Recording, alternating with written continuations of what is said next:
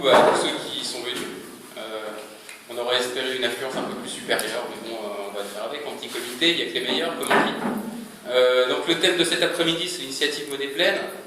Pour ce faire, on a fait appel à un expert, en la personne de François de Simontal, qui est un des précurseurs de l'initiative. Donc il va pouvoir nous en parler en long, en large, en travers, pendant, j'imagine, à peu près 1 heure, si ça vous va.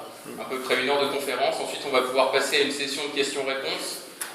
Là, vous pourrez poser toutes vos questions, il ne faut pas avoir peur. Vous avez la chance d'avoir quelqu'un qui connaît son sujet sur le bout de ses doigts. Il n'y a pas de questions idiotes, vous pouvez y aller. Ici, on est dans un local de liberté et d'échange pour tout le monde. S'il y a des contradicteurs, je ne sais pas si on a dans la salle, vous pourrez aussi lui apporter la contradiction. Voilà. Puis pour l'info, donc, vous vous trouvez ici dans le local de l'Aquila. C'est un local qu'on a ouvert il y a maintenant 2 semaines et qui sera ouvert tous les vendredis en simple bar associatif. Donc il n'y aura pas de conférence. Si vous voulez simplement venir nous voir un vendredi soir, ce sera ouvert pour un verre. On va organiser d'autres soirées dans ce type-là, des soirées politiques, des soirées non politiques. Ça doit vraiment être un local où les gens se rassemblent, où les gens échangent. Et j'espère vraiment que ça va fonctionner, je compte sur vous. Donc pour l'heure, je vais laisser la parole à M. de Simontal pour l'initiative Monnaie Pleine. Je vous remercie beaucoup. Merci beaucoup de ces paroles d'encouragement, d'accueil, de présentation. J'ai hésité à venir ici, on m'a dit de ne pas venir pour différentes raisons que vous connaissez, je ne veux pas m'entendre là-dessus. Mais je viens parce que j'aime beaucoup votre intitulé « Résistance helvétique ». Mon père disait toujours « la résistance paye toujours ». Et il faisait référence au maréchal Mannerheim, qui était le commandant des forces finlandaises. Et la petite Finlande a résisté aux gros ours soviétiques pendant des années, et très peu d'hommes, mais bien aguerris, bien entraînés, un peu à la Suisse, ont résisté à une puissance phénoménale qui a réussi à vaincre l'Allemagne pendant la Deuxième Guerre mondiale. Donc la résistance paye toujours. Et helvétique, je ne sais pas si vous le savez, mais que veut dire le mot helvétique? D'où vient le mot helvète? Très peu de monde le sait. C'est un mot hell en anglais, helvet, helveten, c'est le double enfer. Pourquoi est-ce qu'helvétique vient du mot enfer, hell en anglais? Pourquoi? Parce qu'à l'époque, là on est à Aigle, juste en dessous des Diablerets, et à l'époque, la population croyait que dans la montagne, il y avait des diables, les Diablerets. Il y avait des avalanches, des chutes de pierres, etc. Et nos ancêtres, une partie de nos ancêtres, les Burgondes, se sont réfugiés dans les montagnes au-dessus de Saint-Maurice, notamment dans le Siebental, d'où je viens, je suis un von Siebental. Dans mon pays d'origine, ils se sont cachés là-bas parce que tout le reste de l'Europe voulait les massacrer. Ils sont allés dans la montagne pour se libérer, pour être libres. Mais près de Saint-Maurice. Pourquoi près de Saint-Maurice? Parce que le premier roi saint catholique de l'histoire s'appelait Sigismund. Il est enterré actuellement à Saint-Maurice, dans l'église Saint-Sigismund qui est près de la gare de Saint-Maurice. Donc pour être près du tombeau de leur roi fondateur, qui a fondé la Lose perpétuelle, c'est-à-dire le chant perpétuel à Dieu, jour et nuit, 24 heures sur 24, ça avait lieu à Saint-Maurice. Et ce roi a donné des milliards de l'époque, on revient à l'argent, à la monnaie pleine, il a donné des milliards de l'époque pour nourrir 1000 hommes qui puissent soutenir des équipes régulièrement, jour et nuit, 24 heures sur 24, pour chanter les gloires de notre Créateur. Vous êtes ici à Aigle, tout près de Saint-Maurice, tout près du Siebental, et vous portez bien le nom Résistance helvétique. Pourquoi vous portez bien ce nom Résistance helvétique? Car je me suis déplacé ici pour vous voir, parce que vous êtes peut-être la petite élite qui doit résister dans une guerre économique. Et cette guerre économique est sans pitié. Les morts ne se voient pas, mais il y a plus de morts que les guerres mondiales, on pourra en discuter plus tard. Vous avez des morts psychiques, des morts par alcool, par drogue, par dépression, par suicide, des morts par licenciements, c'est une guerre économique. Et nous, la petite Suisse, un peu comme la petite Finlande, nous résistons au gros ours, non pas soviétique, mais maintenant plutôt à l'aigle américain. Et on est ici à Aigle. Alors je vais vous demander de vous monter un peu en altitude, de prendre des yeux perçants et de voir qu'est-ce que c'est que ces facteurs de guerre. Alors j'ai demandé à Vlad de vous distribuer un texte fondamental. Donc sur la première page, vous avez la photo des principaux initiateurs de l'initiative Monnaie Pleine. Ça fait 4 ans qu'on a déposé cette initiative à la Chancellerie fédérale. On a commencé la procédure. 4 ans, mais ça a pris naturellement des années bien auparavant de discussion, de mise au point, d'affûtage, parce que la monnaie, c'est pas facile.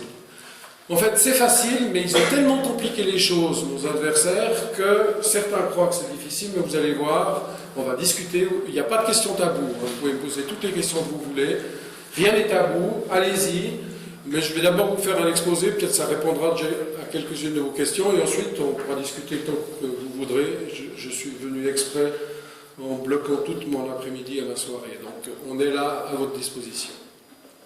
Donc sur cette photo, je suis juste à côté de Guillaume Tell. Vous pouvez me reconnaître là, avec le dossier entre les mains de l'initiative Monnaie Pleine. Je ne sais pas si j'ai... Ah non, j'ai pas de pièce de 5 francs. Est-ce que quelqu'un a une pièce de 5 francs? J'ai pensé à vous. Ah ben vous êtes bonne. Comme ça, vous me montez l'épine du pied. Alors, j'aimerais que vous fassiez... Faites-la circuler. Moi, j'ai pas besoin de la voir, je la connais par cœur. Mais faites-la circuler. Est-ce que vous savez ce qu'il y a sur la 3e face, à part mademoiselle ou madame, qu'est-ce qu'il y a sur la 3e face de la pièce de 5 francs? Est-ce que quelqu'un sait ce qu'il y a sur la 3e face de la pièce de 5 francs? Sur la tranche, c'est ça? Sur la tranche. Est-ce que quelqu'un le sait, à part mademoiselle? Dieu pourvoit au latin. Ah, vous savez ça. Donc c'est écrit en latin Dominus providebit. Ce qui veut dire en latin Dieu pourvoira. Pourvoira quoi? Pourquoi les Suisses ont écrit sur la thune, sur la principale pièce suisse, une pièce de 5 francs, hein, les 5 doigts de la main, 5 francs, pourquoi est-ce que les Suisses ont écrit Dominus providebit sur la tranche? Et qu'est-ce qu'il y a d'autre sur la tranche encore? Il y a l'année donc les Suisses sont très précis, il y a l'année d'émission de la pièce, c'est une monnaie pleine, hein. En tout cas à l'époque c'était plein d'argent, il y avait même plus d'argent, je ne sais pas si vous le savez, mais à l'époque il y avait plus d'argent dans la pièce de 5 francs que la valeur de l'argent sur le marché, ce qui fait que beaucoup d'étrangers, des Italiens notamment, très malins, venaient prendre toutes nos pièces de 5 francs pour l'argent qui était dedans, qui avait plus de valeur que les 5 francs au marché des changes mondiaux. Il y a 13 étoiles. Et nous, le comité d'initiative, nous sommes 13 Suisses. Vous pouvez le voir sur le site de la Confédération, ceux qui portent l'initiative Monnaie Pleine, c'est 13 Suisses, Allemands, Italiens, Romans, qui, au symbole de la pièce de 5 francs, correspondent aux 13 étoiles qui sont dans le ciel. Pourquoi 13 étoiles? Quelqu'un devine pourquoi 13 étoiles? Dans Résistance helvétique, là vous avez un drapeau suisse, c'est la croix. Hein. 13 étoiles, c'est la croix du Christ, qui est le 13e, et les 12 apôtres, dont un était tiré au sort. Hein. L'autre, il était un peu coupable pour des raisons monétaires. De nouveau, monnaie pleine. Mon introduction est un peu longue, mais je crois que c'est important. Chaque fois que vous aurez une pièce de 5 francs dans la main, vous y penserez. Alors pourquoi Dominus providebit? Est-ce que quelqu'un sait, à part toujours la même personne? Est-ce que quelqu'un sait pourquoi Dominus providebit? Si vous prenez la pièce de 5 francs, sur une face, vous avez la croix du Christ. D'accord? Sur un fond rouge et dans un carré sous forme d'écusson. La croix, c'est le Christ. Le rouge, c'est le Saint-Esprit. Et le carré, c'est Dieu créateur, celui qui a créé l'univers. Donc c'est la Trinité. Alors cherchez le royaume de Dieu dans sa Trinité, sur une face. Et l'autre côté, vous avez quoi? L'autre côté, vous avez un paysan, un knecht, un bourg. Guillaume Tell, par exemple, c'était un bourg, c'était un paysan. Pourquoi est-ce qu'on dit un bourg? Vous connaissez, j'espère tous, le jeu de Yas. jeu typiquement suisse. Qui gagne au Yas? Le bourg. Pourquoi c'est pas l'as? Pourquoi c'est pas le roi? Pourquoi c'est pas la reine? Pourquoi c'est le bourg? Et le deuxième plus fort, c'est qui? C'est le naine. C'est drôle, c'est bizarre. Dans les autres pays, l'as, qui est l'empereur, c'est lui qui gagne. Ensuite, c'est le roi, ensuite, c'est la reine, etc.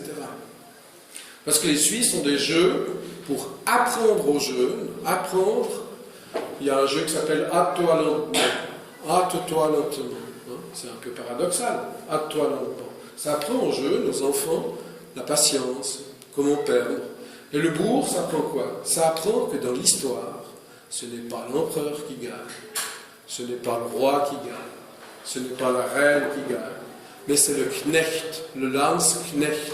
Ce qui a fait la force de la Suisse, c'est le fantassin, le paysan armé, la neutralité armée du paysan.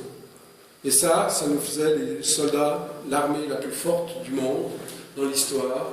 Et maintenant, on est encore ceux qui défendront le pape.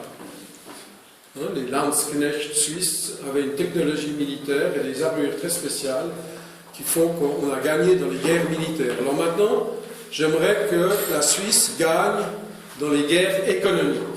Nous sommes face à une guerre économique. Et malheureusement, je pèse mes mots, actuellement, nos élites, en guillemets, nos as, nos rois, nos reines, ceux qui devraient nous défendre, ceux qu'on a élus pour nous défendre, et je pèse mes mots, ils nous trahissent. Nous sommes en état de trahison maximale. C'est pour ça que, sachez bien une chose, en Suisse, le souverain, c'est nous. Le souverain, c'est vous, la reine, les rois, c'est nous. Nous sommes le souverain.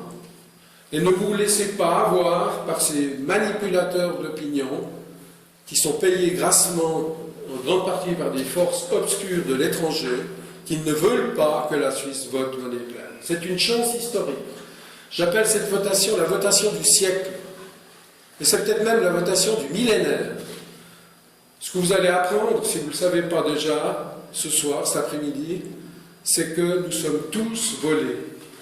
Quelqu'un a dit, on ne peut pas voler, on ne peut pas mentir à tout le monde tout le temps. Ça semble juste. Eh bien non. On nous ment à tout le monde et depuis tout le temps. Et on va discuter sur le mystère de la monnaie maintenant. Alors pourquoi j'ai demandé à Vlad de distribuer ce document? Parce que, face au mensonge, il faut se baser sur le texte de l'initiative. Le texte est très précis. Le texte, vous l'avez au dos du document. De l'autre côté de la photographie, vous avez le texte complet. Ce texte, nos adversaires disent qu'il est très compliqué. Mais dites-vous bien une chose, ce texte remplace des centaines de documents dans le monde entier, dont notamment un document qui fait exactement 1789 pages. Pourquoi 1789 pages, un des documents principaux dans le monde économique? Pourquoi 1789? Quelqu'un devine? Personne n'y comprend rien. Par exemple, notamment, c'est un fouillis de pages, mais la date, ça vous rappelle rien, la date? La Révolution française. La Révolution française. Ils ont pris la date de la Révolution française comme, pour se rappeler, c'est presque une... Ils aiment bien les chiffres, hein, nos adversaires. Donc c'est une espèce de numérologie magique pour nous vaincre. C'est l'esprit de la Révolution française. Et nous, les Suisses, on résiste à cet esprit de la Révolution française. Il ne faut pas tomber dans ce piège. On vous dit, vous allez tout avoir et tout, mais regardez les autres pays dans le monde qui suivent l'esprit de la Révolution française, c'est de pire en pire. Ils sont à l'orée de guerre civile. Donc ils ont mis ce nombre de pages exprès. Pourquoi 1789? Parce que il y a exactement 1000 ans avant 1789, le 23 mars 789, Charlemagne, dans son empire, décrétait que le taux d'intérêt était illégal, illicite, amoral, immoral et mauvais pour son royaume, pour son empire. Karl der Grosse, Charlemagne, ce grand empereur qui a fait l'Europe. Le 23 mars 789, il a déclaré ceci. Il a oublié une chose, mais ça a quand même duré 1000 ans, et tout le monde rêvait, et le royaume de France a respecté cette interdiction jusqu'en 1789. Et la vraie raison de la Révolution française, c'est d'introduire le taux d'intérêt dans le système économique du monde, notamment de la France, qui était un des royaumes qui résistait encore à cet esprit de la banque anglo-saxonne, la banque hollandaise, des banques suédoises, anglaises, hollandaises. Donc en 1789, il a cassé 1000 ans d'histoire. Pourquoi ça a cassé? Parce que Charlemagne, et je viens déjà, on en parler dans la conclusion, il a oublié une chose qui est très importante, c'est le jubilé. Non seulement il faut interdire le taux d'intérêt, mais il faut aussi savoir faire des fêtes pour remettre à zéro les compteurs économiques dans le système économique mondial. Et il y a 5 jubilés. Il y en a un que tout le monde connaît, c'est les 7 jours. On fait la fête, après 6 jours de travail, on a au moins un jour de repos. Ceux qui ont essayé de casser ce rythme, comme les révolutionnaires, avec le décadi, ils voulaient faire tous les 10 jours pour râper 3 jours sur les 10 jours. Donc ça a raté et ils sont revenus à 7 jours. Vous avez les 7 jours, premier sabbat, les 7 semaines, les 7 mois, les 7 ans, et les 7 fois 7 ans, le grand jubilé, 49 ans. Il y en a qui disent tous les 50 ans parce qu'ils veulent roustir une année sur la durée. Mais les 7 fois 7, c'est très important. C'est des chiffres qui sont inscrits dans notre nature.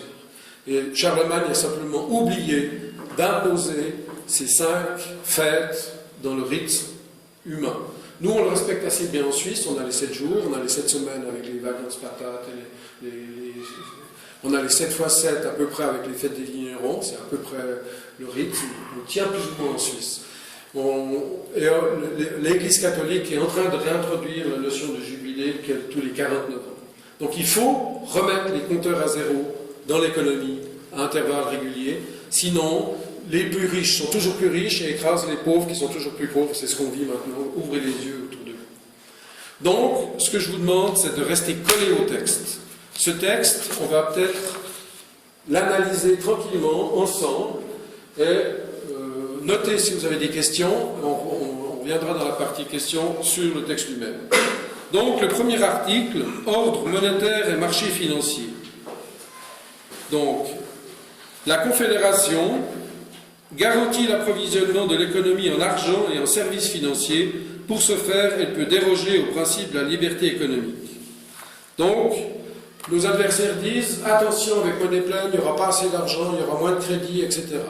C'est totalement faux. Au contraire, l'essentiel même de l'initiative monnaie pleine, c'est, le mot va vous plaire, c'est la souveraineté monétaire.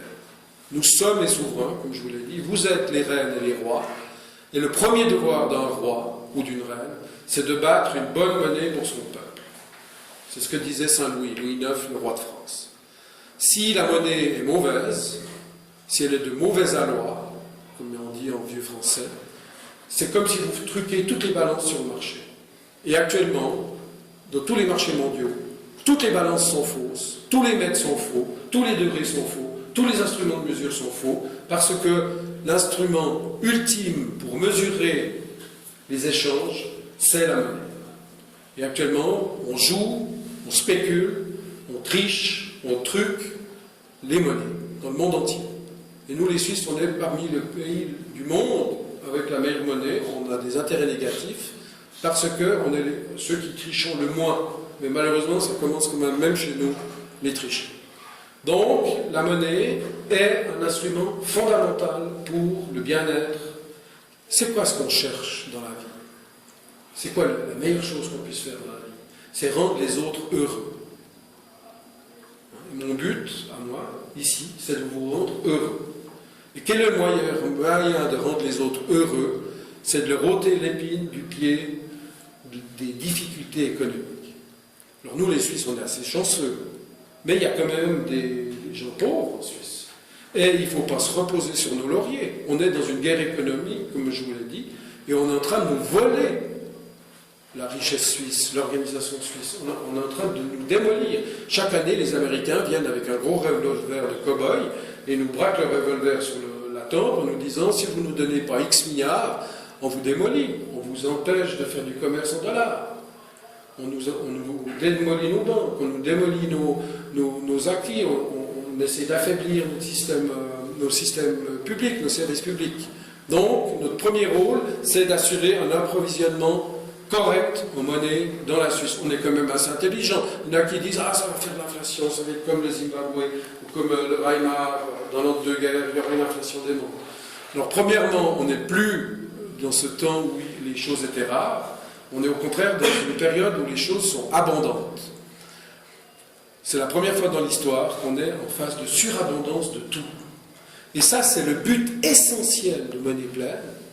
Vous avez une surabondance de tout qui dépasse le plafond, de viande, de beurre, de lait, de fruits, de voitures, de montres, d'ordinateurs. Une surabondance de tout. Tout le monde pourrait bien vivre sur cette terre. On peut produire de tout en trop. Et d'ailleurs, on produit beaucoup trop de camelot, par exemple, parce qu'il faut faire marcher la machine. Donc on fait l'envers de ce que les Suisses aiment faire, c'est-à-dire de la qualité.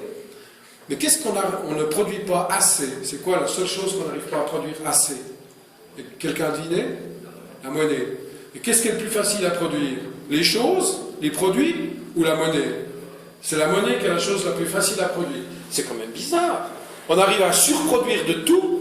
On jette des tonnes de beurre, de blé, 900 000 tonnes de blé jetées à la poubelle, 400 000 tonnes de beurre, 600 000 tonnes de fromage, des œufs, des fruits, des petits poussins, comme dans les machines pour les... Enfin, je ne vais pas parler de ça, c'est tellement horrible. Enfin, on maltraite la nature, on maltraite les animaux, on pollue, etc. On arrive à produire de tout, sauf la monnaie. Nous, les Suisses, on est quand même assez intelligents pour savoir produire de la monnaie. Hein, notre monnaie est des meilleures du monde. Mais on produit beaucoup de monnaie pour les banquiers, on trouve des milliers de milliards pour sauver les banques, mais pas pour le peuple, pas pour les gens, pas pour la population, pas pour les jeunes, pas pour les chômeurs, pas pour les... Il y a quelque chose qui ne va pas. Donc c'est un des buts essentiels de monnaie pleine, c'est de pouvoir ramener peut-être un peu moins de production de camelote, mais de meilleure qualité, mais quand même surabondante, et monter la production d'argent au niveau de la production des biens, de telle manière qu'il y ait une égalité, qu'il n'y ait pas un écart entre les deux, et que les gens puissent vivre correctement, au moins avec des besoins basiques. Tout le monde, le monde entier maintenant pourrait vivre correctement. La faim dans le monde, c'est absurde. Les chômeurs dans le monde qui courent après du boulot et qui sont malheureux toute la vie et qui se suicident, qui prennent des produits, des somnifères, qui boivent de l'alcool, qui prennent de la drogue, etc., parce qu'ils sont malheureux, parce qu'ils n'arrivent pas à trouver du travail, c'est débile. Ce n'est pas le travail dont on a besoin, c'est de revenus dont on a besoin. Le travail, on sait se l'inventer. Si quelqu'un a les moyens de vivre, il trouvera du travail lui-même, il s'inventera du travail, il sera romancier, écrivain, artiste, peintre, etc. Donc, le but essentiel de monnaie pleine, c'est de faire coïncider la surproduction de biens de qualité ou la juste production de biens de qualité avec le pouvoir d'achat de la population. Donc ceci est le premier article. On peut déroger dans certains cas à la liberté économique parce que la liberté humaine, la vie humaine est plus importante que le tabou du marché. Et on sait que le marché, il parle de la main invisible. Mais la main invisible, ce n'est pas la main invisible, c'est les mains occultes de sociétés secrètes qui prennent plaisir à rendre les autres malheureux. Ça existe, ceci. Il y a des maladies mentales où les gens prennent plaisir à rendre les autres malheureux. Et malheureusement, on est souvent dirigé par des gens bizarres qui ont des graves problèmes psychologiques ou psychiatriques et qui dominent la planète actuellement. Il faut avoir le courage de le dire. Et je le dis franchement, je les ai fréquentés. J'étais secrétaire général du Crédit Suisse Vaud, je les connais de l'intérieur. Je ne vais pas trop m'étendre là-dessus parce que je suis tenu quand même au secret bancaire. Mais je peux vous dire d'expérience faite et de drôles de lascar dans ce monde. Ensuite, deuxième article, restez collés au texte. Nos adversaires veulent toujours nous distraire du texte. Moi, je me colle au texte. Elle seule émet de la monnaie, des billets de banque et de la monnaie scripturale comme moyen de paiement légaux. Ça, c'est un des cœurs de l'initiative. Très peu de monde sait que l'essentiel de la monnaie est produite par qui? Qui fait la monnaie suisse? Donc là, on parle de la monnaie suisse, du franc suisse. Qui fabrique les francs suisses? Avec lesquels vous jouez, vous travaillez, vous échangez tous les jours. Alors, ma question est un peu insidieuse dans la mesure où ce que l'on utilise d'habitude pour faire nos échanges et qu'on croit sincèrement être des francs suisses, en fait, ne sont pas des francs suisses. Je m'explique. Les banques commerciales, chaque fois qu'elles font un crédit, elles créent quelque chose que tout le monde appelle du franc suisse. Mais ce quelque chose, suite à une motion parlementaire d'un de nos amis qui s'appelle Gary Müller, qui était député national au Conseil national suisse, qui d'ailleurs a été victime d'une cabale de gens dont je n'ai pas le droit de parler en public, et qui n'a pas été réélu ni au Conseil national, ni dans sa ville, mais néanmoins, grâce à lui, Gary Müller, vous pouvez regarder sur Internet, il a fait déclarer par le gouvernement suisse, le Conseil fédéral, que la monnaie scripturale des banques commerciales est comme des miles de la compagnie aérienne Swissair, ou des bons cumulus de la Migros, ou des points garantis de la COP. Ce n'est pas de la monnaie légale, ce n'est pas des francs suisses, ce sont des substituts monétaires.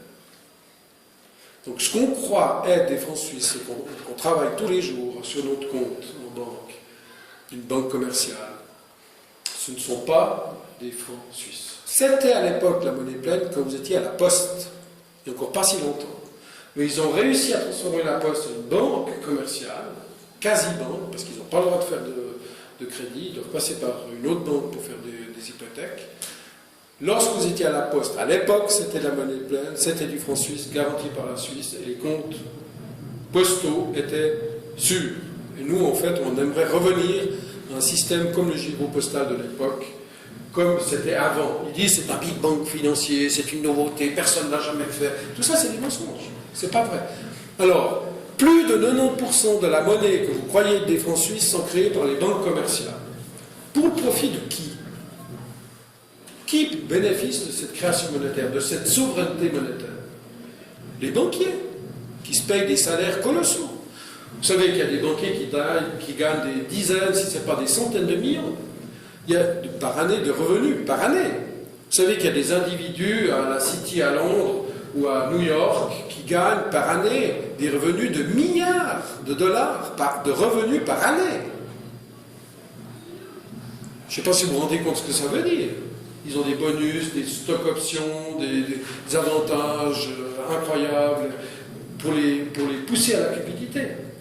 Donc, tous ces milliards, certains individus qui gagnent des milliards par année, ils vont racler tous les pauvres du monde pour se faire des salaires de ministres. Des salaires, même pas de ministres, même pas de chefs d'État. Vous savez que nos chefs d'État en Suisse, nos conseils fédéraux, ils gagnent quelques centaines de milliers. Et combien gagnent les 3 directeurs de la Banque nationale suisse? Ils gagnent près d'1 million, chacun. Et ça, c'est rien du tout. En Suisse, on est encore gentil, quand vous pensez aux milliards aux États-Unis. Donc, la monnaie actuellement qui circule dans les pays du monde entier quasiment, à part de rares exceptions, c'est de la fausse monnaie. Le Conseil fédéral dit c'est des substituts monétaires. Maurice Allais, prix Nobel d'économie, autodidacte, dit froidement c'est de la fausse monnaie. Et moi je dis c'est même pire que de la fausse monnaie, parce que les faux monnayeurs, quand ils fabriquent de la monnaie, ils donnent du travail aux imprimeurs, ils donnent du travail aux fabricants d'encre, ils donnent du travail aux fabricants de machines, et ils produisent de la monnaie qui est sans intérêt composé. Elle est là, elle est stable, elle est fixe. Si on l'a acceptée, c'est de la monnaie pleine. Parce que la monnaie, en fait, est basée sur la confiance. Une fois que vous avez accordé votre confiance à la monnaie, elle est là, elle est stable. Alors que la monnaie scripturale, fabriquée par les banques commerciales, là, vous allez avoir de la peine à comprendre. Écoutez bien. Lorsque vous rentrez dans la banque, le matin, vous allez emprunter 1 million, parce qu'il faut au moins 1 million pour acheter son logement en Suisse maintenant, quasiment. Vous rentrez dans la banque.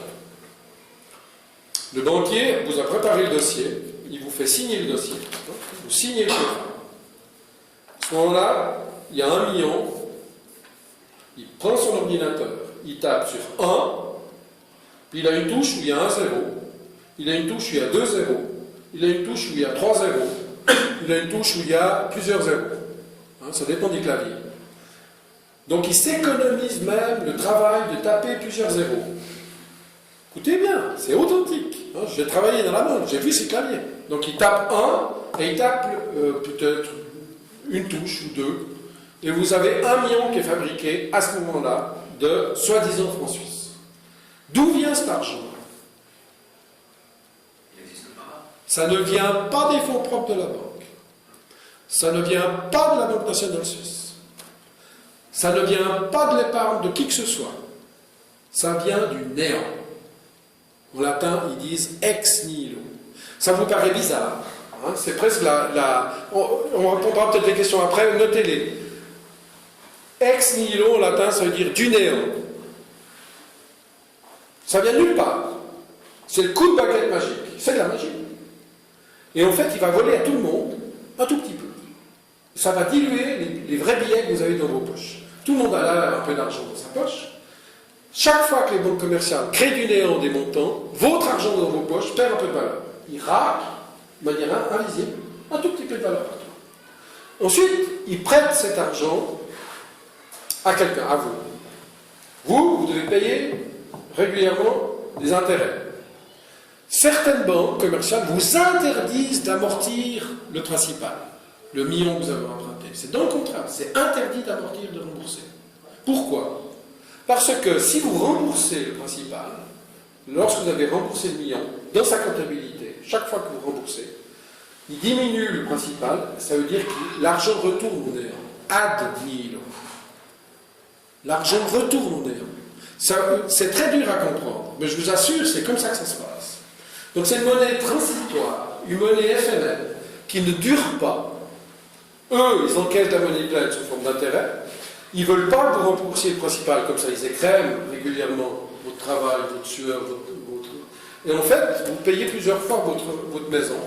Et à la fin, l'argent est détruit. Mais eux, ils gardent tous les intérêts, comme de l'argent plein. C'est très dur à comprendre, mais on pourra peut-être garder vos questions, on pourra en discuter dans la partie questions. Donc, quelque chose qui vient du néant, qui dure dans le monde réel et qui oriente le futur.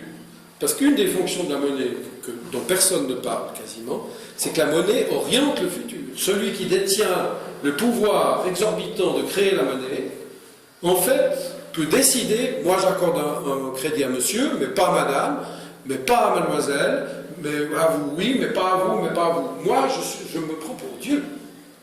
D'ailleurs, il y a même un des grands banquiers du monde, Lord Blindfeld, à New York, qui disait « Je fais l'opus Dei, je fais le travail de Dieu ». Froidement, il a dit ça en public. C'était enregistré. Donc quelque chose qui vient du néant, qui exerce son influence sur le temps présent et le futur, et qui retourne au néant, ça appartient à qui? Qui est le propriétaire de cette chose? Le possesseur, on est d'accord, c'est le banquier. Mais s'il en était le propriétaire, il ne le détruirait pas. Vu que vous louez cet argent, c'est pas à vous. Si c'était à vous, vous ne l'auriez pas. Alors c'est à qui? Je vous laisse la question, on en discutera pendant la période questions. Hein. C'est une petite question pour vous titiller. Qui possède ceci? Nous, monnaie pleine, on dit, écoutez, on le sait bien la création monétaire, mais l'argent est à nous. C'est quand même le comble, c'est nous le roi, c'est nous qui devons battre monnaie, et on aurait le culot de nous louer à nous-mêmes notre propre bien. C'est à nous. Donc les francs suisses, les vrais francs suisses, de la Banque nationale suisse, ou des banques cantonales, si on a une structure fédéraliste qui serait créée, ou des banques communales, hein, si on veut vraiment être très fédéraliste, ou des banques personnelles, parce que moi, mon but, c'est que tout le monde devienne banquier. Tout le monde est roi, donc tout le monde est banquier, tout le monde crée sa monnaie. Ça, c'est mon but ultime, c'est la décentralisation maximale. Mais là, on peut discuter. Hein. Monnaie pleine, ça ouvre cette porte, ça entrouvre cette porte, mais disons, restons au niveau Banque nationale suisse, pour ne pas trop bouger tout en même temps. C'est nous, les Suisses, qui sommes propriétaires de la Banque nationale suisse. Et moi, la Banque nationale suisse, actuellement une société anonyme, moi je suis pour qu'elle devienne une coopérative intégrale citoyenne qui distribue automatiquement la monnaie qui correspond à la création monétaire directement à toutes les personnes dès la conception qui habitent en Suisse. Aussi crûment que ça. Mais là, on peut discuter. Donc, c'est pas, tout ce que je vous dis là n'est pas absolument noir sur blanc dans l'initiative, mais c'est des portes qui s'en trouvent vers un futur beaucoup plus agréable. Mais en tout cas, ce qui est vrai, ce qui est dans l'initiative, c'est que la monnaie devient la propriété des Suisses. D'accord? Donc ne vous laissez pas aveugler par des manipulateurs de l'esprit. Alors, l'émission et l'utilisation d'autres moyens de paiement sont autorisés sous réserve de conformité au mandat légal de la Banque nationale suisse. Cet article est très important. Tout simplement, en Suisse, on est un rare pays du monde dans lequel il y a plusieurs systèmes monétaires. Est-ce que vous savez ça? Combien y a-t-il de systèmes monétaires en Suisse? Dites-moi un chiffre. Normalement, dans un pays, surtout les Français, ils ne comprennent pas cet article. Ils deviennent fous quand on leur explique. Les Français, c'est unitaire, tout est à Paris, tout est centralisé, il ne peut y avoir qu'une seule monnaie, c'est pas possible autrement. Hein. La plupart des pays du monde, c'est comme ça. Mais en Suisse, on a combien de systèmes monétaires? Vous savez? Plus d'une centaine. À l'époque, dans la Suisse, avant la Constitution de 1848, il y avait plus de 900 systèmes monétaires en Suisse. Et on en a gardé une centaine, le plus grand étant le VIR. Alors vous avez la banque VIR, vous avez le RECA, vous avez les CEL locaux, les Tauschring, les banques du temps, vous avez une multitude de petits systèmes, des CEL, systèmes d'échange locaux, etc. Et ceci fait une compétition, et notamment le VIR, c'est un chiffre d'affaires de plusieurs milliards qui circule en Suisse depuis les années 30. Et la banque VIR, contrairement à toutes les autres banques dans le monde, ils disent honnêtement et franchement, nous fabriquons des francs VIR. Et nous utilisons des francs suisses. Ils ont deux monnaies dans le système VIR. Il y a des francs suisses et des francs VIR. Et grâce à ça, le système suisse bancaire est un des plus efficaces du monde parce qu'il y a au moins une compétition. Il y a une concurrence au système absurde tel qu'on peut, dès qu'on le démontre avec une initiative. Vous me suivez jusqu'à présent? Est-ce que quelqu'un est largué? Vous suivez? Bon. Donc vous avez la banque VIR qui fabrique des francs VIR. D'accord? Actuellement, toutes les banques commerciales, elles fabriquent ce que je vous ai dit, la fausse monnaie. Ils disent que c'est des francs suisses. Mais c'est des menteurs.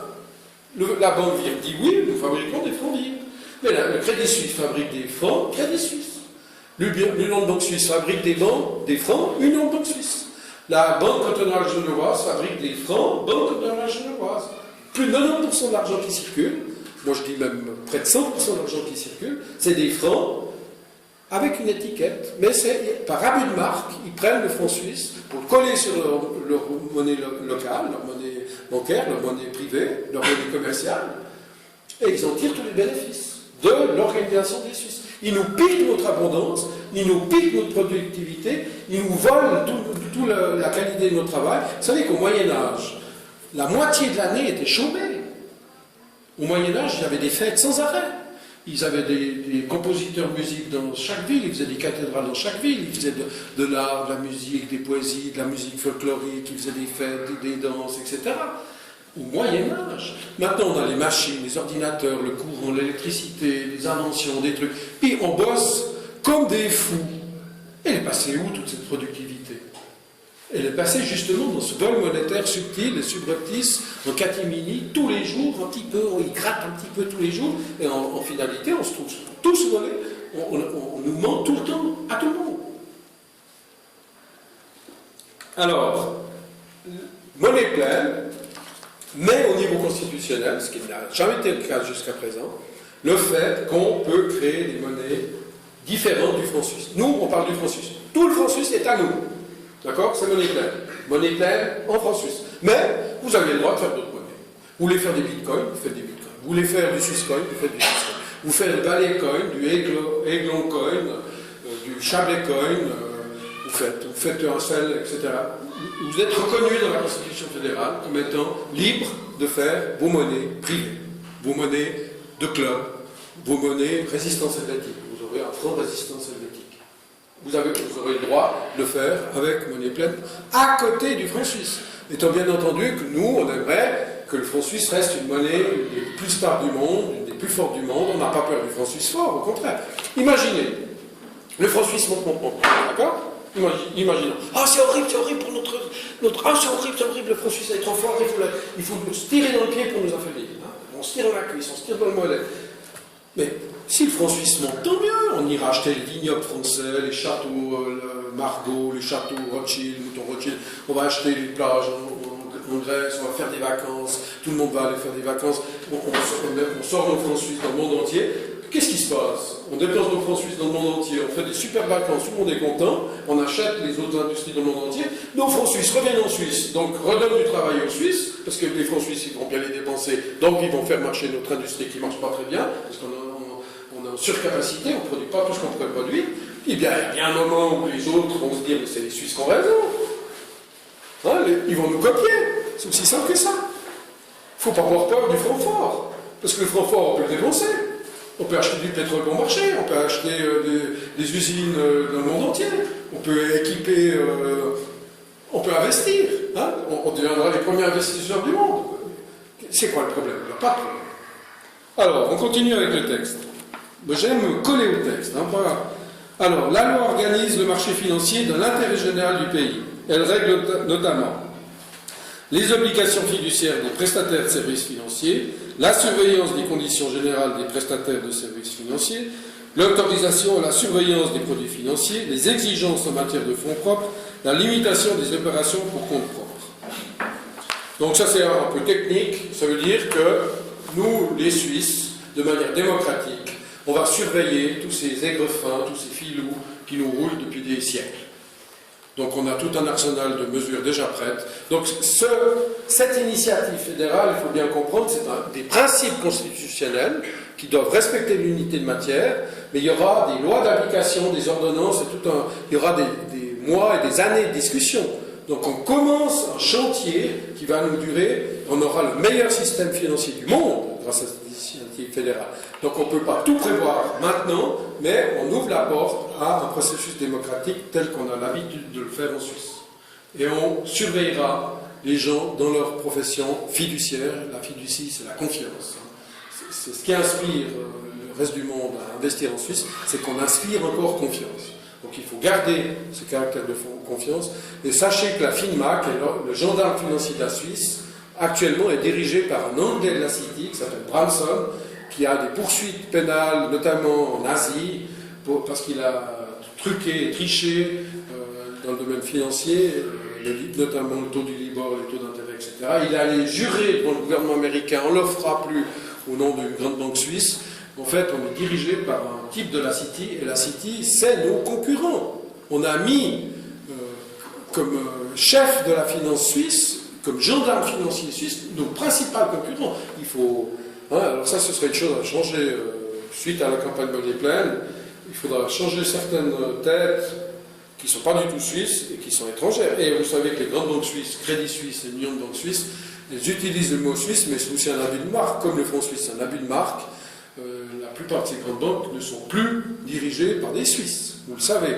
Donc c'est aussi une reprise en main de notre système financier Monnaie Pleine. Alors, les prestataires de services financiers gèrent les comptes pour le trafic des paiements des clients en dehors de leur bilan. Ces comptes ne tombent pas dans la masse en faillite. Alors ça, c'est fondamental. Actuellement, ces agrégats, ces substituts financiers, cette fausse monnaie, s'il y a une faillite, qu'est-ce qui se passe? Imaginons, l'Union de banques suisses, elle a fait déjà 2 fois faillite. Une fois, elle a été reprise par la SBS, les années Carter. Donc la SBS a disparu. Tour de passe-passe, à part les 3 clés. Ils ont repris l'UBS, le nom UBS, pour pas que le monde sache que l'UBS était en faillite. Mais la SBS, la société banque suisse, a disparu. Première faillite. Deuxième faillite, l'affaire bouge pas. La grande faillite, les subprimes, des milliards. Tout ça, plus de 10 000 francs par Suisse, par personne, y compris les bébés en Suisse. Était risqué. 10 000 francs. Donc, 2 fois l'Union de banque suisse est en faillite. On dit jamais 203. Moi, j'espère pas. Mais imaginez, on serait vraiment bête. Une 3e faillite de l'UBS. Et puis, pour une fois, l'État suisse, la Banque nationale suisse, etc., dit on les laisse aller en faillite. Vos comptes, ils sont libellés en quoi? En francs suisses, vous croyez? Mais non. Le Conseil fédéral a mis par écrit. Et il y a même une loi dont on parlera, de la FINMA, comme par hasard, de Branson. Vos francs suisses, que vous croyez être des francs suisses, n'étant pas des francs suisses, si une banque fait faillite, vous perdez tout. La Suisse ne garantit pas ses faux francs suisses. Vous Ils l'ont mis par écrit, suite à la motion Guéry-Muller. Alors nous, monnaie pleine, qu'est-ce qu'on demande? On demande, c'est assez simple.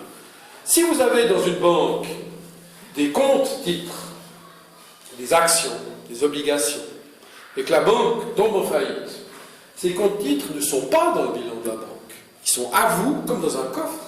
Si la banque part en faillite, vos titres vous restent à vous. Vous pouvez les mettre dans une autre banque, vous les reprendre chez vous. Puis couper les coupons, etc. Nous, on veut que le franc suisse soit comme des titres, hors du bilan de la banque, commerciale, privée. Comme ça, votre argent, vos francs suisses sont des vrais francs suisses, monnaie pleine. C'est ce qu'on exprime par monnaie pleine. Ce qui veut dire que si n'importe quelle banque fait faillite, il y a des banques suisses qui ont fait faillite, hein, à Tours, vous avez des gens qui ont perdu des sommes considérables. Vous avez d'autres banques étrangères qui font des faillites. Si une banque suisse faisait faillite grâce à monnaie pleine, l'argent suisse resterait comme des titres hors du bilan de la banque. Donc la banque fait faillite, mais votre argent est sorti de la gestion de la banque, ça reste à vous, vous pouvez le mettre dans votre coffre à vous, ou le mettre dans une autre banque qui ne serait pas en faillite. Ou à la poste. Parce que nous, on aimerait aussi que la poste revienne en monnaie pleine. C'est clair, ça? C'est fondamental, hein, ce sujet-là. Vous avez des vrais francs suisses. Actuellement, vous n'avez pas de vrais francs suisses. Tous parmi vous, vous avez des faux francs suisses. Donc c'est un petit article qui a l'air de rien. Hein. Alors, on continue avec le texte. Article 99A, Banque nationale suisse. En sa qualité de banque centrale indépendante, la Banque nationale suisse mène une politique monétaire servant les intérêts généraux du pays. Elle gère la masse monétaire et garantit le fonctionnement du trafic des paiements ainsi que l'approvisionnement de l'économie en crédit par les prestataires de services financiers. Alors là, ça c'est fondamental. La Banque nationale suisse doit travailler pour l'intérêt de la Suisse. Actuellement, la Banque nationale suisse travaille pour l'intérêt des États-Unis ou de l'Europe. Ils soutiennent le dollar, ils soutiennent l'euro et ils investissent tout à l'étranger et rien en Suisse. Vous savez que la Banque nationale suisse actuellement a investi dans 14 entreprises nucléaires militaires américaines. Ou que la Banque nationale suisse, par ses investissements, pollue 2 fois plus que toute la Suisse dans l'industrie carbone, par ses investissements notamment dans les gaz de schiste. Donc nous, on veut que la Banque nationale suisse redevienne suisse et défende la souveraineté de la Suisse, et on n'a pas peur du franc suisse fort, comme je vous l'ai expliqué auparavant. Donc la Banque nationale suisse, on la recadre et on lui donne un pouvoir supplémentaire. On le verra dans le cadre de la discussion. On donne plus de pouvoir à la Banque nationale suisse, mais on veut qu'elle soit sous contrôle démocratique. On veut que la Banque nationale suisse vraiment serve les intérêts de nous. C'est nous, en fait, les coopérateurs. Il y a un petit film qui circule, on a fait. Actuellement, il y a la publicité de la Migros qui disent on est tous coopérateurs de la Migros. Ben, nous, on aimerait qu'on soit tous coopérateurs de la Banque nationale suisse. Chaque fois que vous verrez le mot Migros, vous verrez c'est Migros, dites-vous bien, la Banque nationale suisse doit être une coopérative intégrale citoyenne, à peu près comme la Migros, qu'on soit automatiquement des coopérateurs. Voilà. Alors, elle peut fixer des délais de conservation minimaux pour les placements financiers. Alors ça, c'est une chose aussi qui n'est pas facile à comprendre. Un paramètre important dans le monde économique, c'est la vitesse de circulation de la monnaie. Actuellement, les banques ne font plus confiance. Et la monnaie est quasiment gelée. Les banquiers entre eux, qui travaillent qu'en monnaie pleine, je vous attirerai l'attention que les banquiers entre eux ne travaillent que en monnaie pleine. Ils ne travaillent vis-à-vis de la Banque nationale suisse que en monnaie pleine. Et ils laissent la monnaie de singe, la fausse monnaie, les substituts monétaires pour le bas peuple. Mais entre eux, c'est déjà la monnaie pleine. Alors nous, on aimerait que la monnaie pleine soit entre tout le monde. Qu'on soit tous des banquiers et qu'on ait de la monnaie qui soit sans risque, comme les banquiers veulent que la monnaie soit entre eux. Mais alors maintenant, entre eux, les banquiers, ils ne se font plus confiance. Et c'est quasiment gelé. Alors, il y a un domaine où les banquiers sont très malins, c'est qu'ils gèrent maintenant la spéculation en haute fréquence, en nanosecondes. C'est des robots qui travaillent à des vitesses folles, et vous savez qu'ils en sont au stade où ils raccourcissent la longueur des fibres optiques, ils rapprochent les ordinateurs des marchés pour gagner des nanosecondes, des femtosecondes, parce qu'ils font tourner la monnaie très vite pour eux. Et ils arrivent à gagner, ils créent la monnaie, ils vident la monnaie. Ils créent la monnaie, ils détruisent la monnaie. Ils créent la monnaie, ils détruisent la monnaie. Tel point que lorsqu'on vous donne un bilan d'une banque, c'est comme si vous voyez le niveau d'une baignoire à la fin de l'année. D'accord? On voit dans le bilan même de la BNS, on voit le niveau de la baignoire chaque 31 décembre. Mais on ne vous dit pas combien de fois la baignoire a été vidée et remplie. Parce que comme je vous l'expliquais auparavant, la création monétaire de la fausse monnaie, c'est création, destruction, création, destruction, création, destruction. Baignoire remplie, baignoire vidée, baignoire remplie, baignoire vidée. Et on n'a pas de compteur statistique sur le nombre de litres qui sont passés dans les tuyaux. On voit seulement la baignoire vide, pleine, ou moitié pleine, ou trois quarts pleine, une fois par année. Alors il est important de savoir, et nous avec Monnaie Pleine, on veut savoir combien de fois ça tourne. À tel point que si la création monétaire ne suffisait pas, alors écoutez-moi bien, oyez, oyez, braves gens, la Monnaie Pleine, normalement, telle qu'on prévoit, pourra nous supprimer tous les impôts. Direct, indirect, TVA, succession, plus de déclaration. On est des rois, même la reine d'Angleterre, elle paye des impôts, mais nous, les rois suisses, on n'aurait plus d'impôts du tout à payer, en prenant le contrôle de nos monnaies. Et si la reprise de la souveraineté monétaire ne suffisait pas, en prenant une miette, 0, quelque chose, mais une miette, sur tous les transferts bancaires, hein, il y a Marc Chanel, notamment, un prof à Zurich, qui a fait le calcul, une miette, hein, vous voyez là, il y a un roulement de tambour, écoutez bien, oyez, oyez, attention, ce que je vais vous dire, hein, on laisse passer le roulement de tambour, suspense, qu'est-ce que je vais vous dire? Vous n'avez plus du tout d'impôts à payer en Suisse. Pas de déclaration d'impôts, pas de contrôles fiscaux, pas de police secrète qui vient vous tirer vos comptabilités, contrôler vos comptes, RIE3, tous ces machins. Vous oubliez, plus d'impôts du tout. Et je suis sérieux en vous disant ça. Hein? Si la souveraineté monétaire ne suffisait pas, et à mon avis elle suffit, hein? Parce que c'était des sommes folles, maintenant on est prêt à 1000 milliards. Le bilan de la Banque nationale suisse, on est à plus de 800 milliards, on va bien atteindre les 1000 milliards. On pourra en discuter aussi de ceci. Donc imaginez, en prenant, vous savez, les commissions sur les cartes de crédit, c'est 2-3%. Mais là, je vous parle de 0, c'est insignifiant. Et ce sera automatique. Vous avez un programme d'ordinateur qui ramasse une petite miette à chaque transaction, $1. C'est pas mal. Vous êtes tranquille, vous êtes des bons. Alors ça c'est pour la vitesse de circulation de la monnaie et la conservation pour les placements financiers. Dans le cadre de son mandat légal, elle met en circulation sans dette, souligné sans dette, donc sans intérêt, hein, l'argent nouvellement émis, et cela par le biais de la Confédération ou des cantons ou en l'attribuant directement aux citoyens. Elle peut octroyer aux banques des prêts limités dans le temps. Alors là, il n'y a plus de tambour, vous imaginez le tambour. Oyez, oyez, vous recevez de l'argent sans dette ni intérêt. Ah mais c'est pas possible.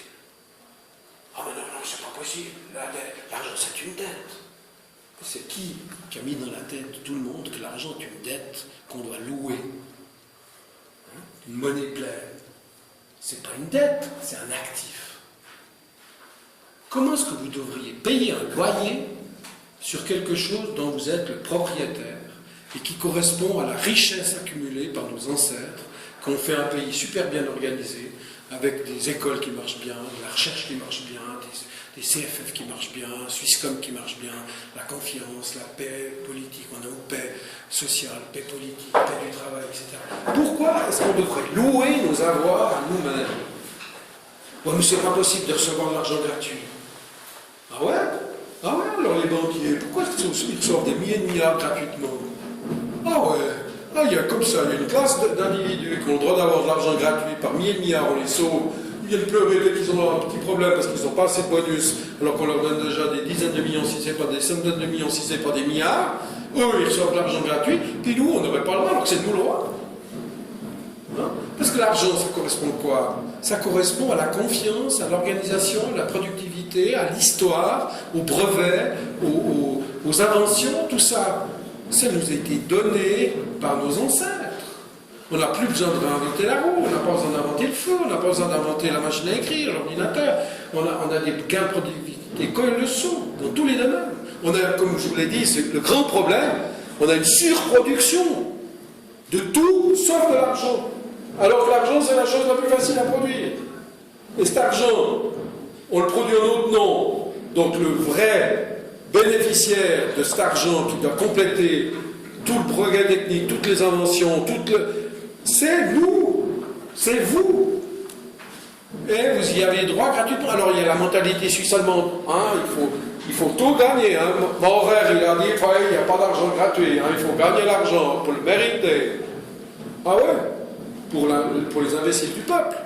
Mais l'élite, entre guillemets, eux, ils reçoivent des commissions, des enveloppes, je ne vais pas aller jusqu'au bout du raisonnement, vous comprenez ce que je veux dire, mais ils reçoivent ça gratuitement. Il y a des actionnaires qui reçoivent des montants considérables, les grands de ce monde, les Rothschild, les Rockefeller, les Goldman Sachs, etc. Ils regardent leur monde, ça tourne, et puis ils gagnent un Noël, Nouvel An, jour et nuit. Non, on a le droit à avoir de l'argent qui tombe du ciel, comme on reçoit l'air gratuitement, l'eau gratuitement, le soleil gratuitement. Les grands économistes, soi-disant grands économistes, ils disent en anglais « There is no free lunch », il n'y a pas de dîner gratuit. Ou bien TINA, « There is no alternative ». TINA, c'était les libéraux anglais qui disaient souvent ça. Il y a une alternative, c'est l'alternative suisse. Nous les Suisses, on n'est ni capitalistes, ni communistes, on est associatifs. Et en s'associant, on est super productif. La Suisse, c'est des tas de petites PME. Et le système bancaire mondial, il essaye de démolir les PME, parce qu'ils veulent des grandes multinationales, à eux.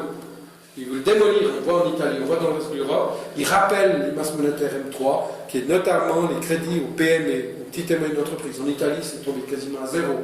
En France, la même chose. Macron, il est en train de démolir les petites et moyennes entreprises françaises, ou italiennes, ou grecques. La Grèce, c'est un pays en guerre. Le PNB est descendu de 25%. C'est pire qu'une guerre. C'est un laboratoire, la Grèce. Vous me dites qu'on a passé le temps. Il faudrait peut-être accélérer un petit peu. D'accord, on est quasiment au milieu. On y va. Hein, notez vos questions. Alors, elle constitue à partir de ses revenus des réserves monétaires suffisantes dont une part doit consister en or. Elle verse au moins 2/3 de son bénéfice net au canton. Alors l'or, bon, c'est une valeur, quoi qu'il arrive, on voit dans l'histoire, l'or quasiment une valeur constante. Dans toute l'histoire, avec tant de grammes d'or, on achète quasiment tout le temps le même nombre de grammes de graines pour manger. Contrairement aux monnaies fiduciaires, aux monnaies papier qui s'écroulent, sont toutes écroulées. Même les monnaies métalliques romaines se sont écroulées parce qu'il y avait de moins en moins de métal précieux et de plus en plus de métal libre. Donc, on garde un peu quelque chose en or. Mais, ce qui est très important dans cet article, c'est les 2/3 au canton. Parce qu'actuellement, dans la Constitution fédérale suisse, c'est écrit que 2/3 doivent aller au canton, 1/3 à la Confédération. Mais ceci n'est pas du tout honoré. Les cantons ont donné leur pouvoir de souveraineté monétaire. Par exemple, le canton de Genève, à l'époque, la souveraineté monétaire, il n'y avait pas d'impôt à Genève. Parce qu'ils vivaient, comme je vous l'ai dit auparavant, sur la création monétaire, la souveraineté monétaire. Et les cantons ont accepté de donner leur pouvoir de création monétaire à la Confédération, à la condition qu'ils reçoivent 2/3 du bénéfice net, qui inclut la souveraineté monétaire. Mais actuellement, ils ont passé une convention entre le département fédéral des finances et la BNS, comme quoi ils donnent au maximum 2 milliards. Au grand maximum. Alors que cette année, il y a plus de 50 milliards de bénéfices, sans compter la création monétaire. On est au-dessus de 100 milliards. Et ça, régulièrement depuis quelques années. Le bilan de la Banque nationale suisse, c'est une courbe incroyable. On a quasiment multiplié par 7, plus de 7 fois le bilan de la Banque nationale suisse. Mais tout ça, ils le cachent de leur comptabilité. Le bénéfice, on fait part à l'étranger dans des investissements, d'ailleurs même douteux, en monnaie dollar, monnaie euro, etc. Et il y a même pire, c'est que Villiger, au début des années 2000, a provoqué une nouvelle loi qui interdit à la Confédération d'avoir de l'argent sans intérêt. Comme il y a eu en France depuis les années 70, en 73, vous avez la loi Rothschild, Giscard d'Estaing, etc. À l'époque, vous avez les 30 glorieuses. Le général de Gaulle, il disait plan calcul, porte-avions,